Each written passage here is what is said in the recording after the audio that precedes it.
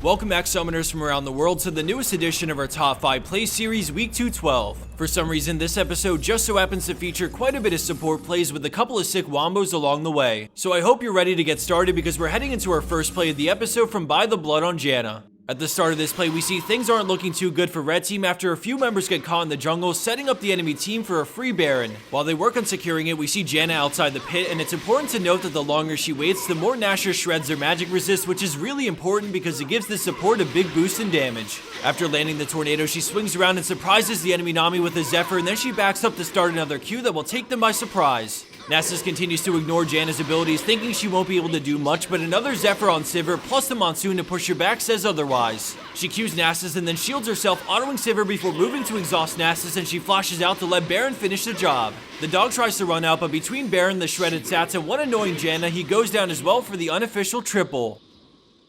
Our next play from Bartiano and Leona lands in at our number 4 spot because of its excellent display of teamwork in a high diamond elo match. A good gank from Lee Sin leaves so many enemy players at low health, but Leona feels confident they can scoop up some kills and decides to E-flash in, marking all 3 of them, but her teammates are lagging behind a bit too far, so no kills are converted. She continues to chase, and right as they start to slip away, Thresh fires out a hook, but then Lee Sin lands his Q on Graves, and what follows can only be described as a solo Q miracle because everyone finds the right target to somehow get all 3 kills without anyone dying. Let's take another look at that in slow motion as we see Lee Sin land Sonic Wave on Graves, killing him while smiting Rammus for the slow as Corki Qs Thresh, and then Leona lands the guaranteed ult snipe on Rammus way in the back. Landing in at 3rd place, we have Level Red on Graves with a monstrous wombo thanks to some good backup from his team. They're currently behind in gold and down 2 in Hib, so when Teemo gets caught, they have to rush over to help. The little guy pops Zhonya's, but things are looking pretty hopeless until Orianna's ball gets sent in into a massive shockwave and follow-up burst from Graves' QR. Just like that, the enemy team blinked and all 3 of them are dead with one waiting to revive from GA. Rek'Sai comes up, but Graves is able to take her down with relative ease, but then Nasus chunks his health, so he kites back. Realizing he can't kill either, Nasus decides to retreat, but the red buff slow is just barely enough for Graves to get the penta. So who's the real mastermind behind this play, you ask? Don't be fooled by his cuteness because he's a monster at the core. Moving along and into our number 2 spot, we have That Kick on Lee Sin, living up to the name in such a satisfying way. With their Sion grouped up from top, Lee Sin is looking to make a pick so his team can get Dragon, which is about to respawn. The enemy team don't want to fight this, but Lee Sin sees an opening, war jump flash kicking Ezreal directly into the Sion Wrecking Ball. Katarina blows up Annie and then uses the reset to clean up the quad and basically the game off of the back of that engage. Let's rewind that back for a second to see what a fantastic kick that was, directly into the Sion ult as Rek'Sai burrows over the wall just to get CC to meet the same fate as the rest of blue team.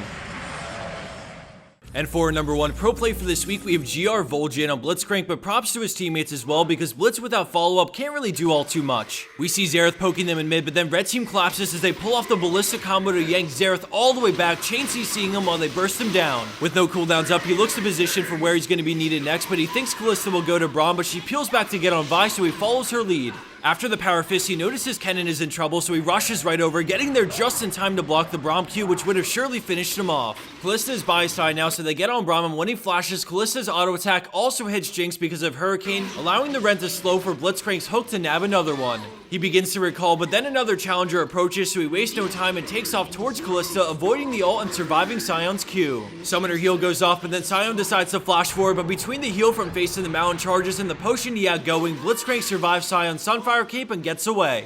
After some fantastic team fighting, he takes the victory run with Kalista as his team cleans up Sion for the ace.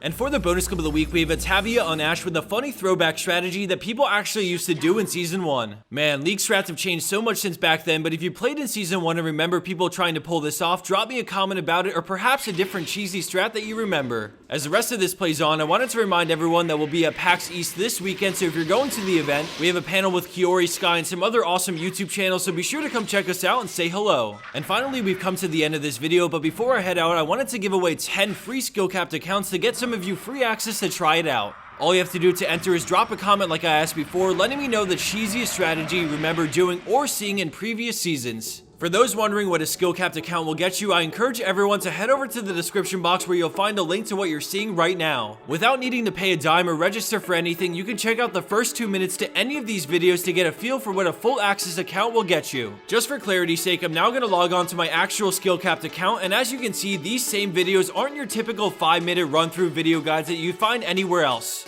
All of these are really rich in information, so you can be sure that whatever you're trying to learn will be taught to you without being condensed down to a quicker format. Thanks everyone for watching. Be sure to explore more of Skill-Capped by following the link just down below, and don't forget to drop that comment to enter the giveaway while also fulfilling my nostalgic needs. Take care, and I hope you enjoyed.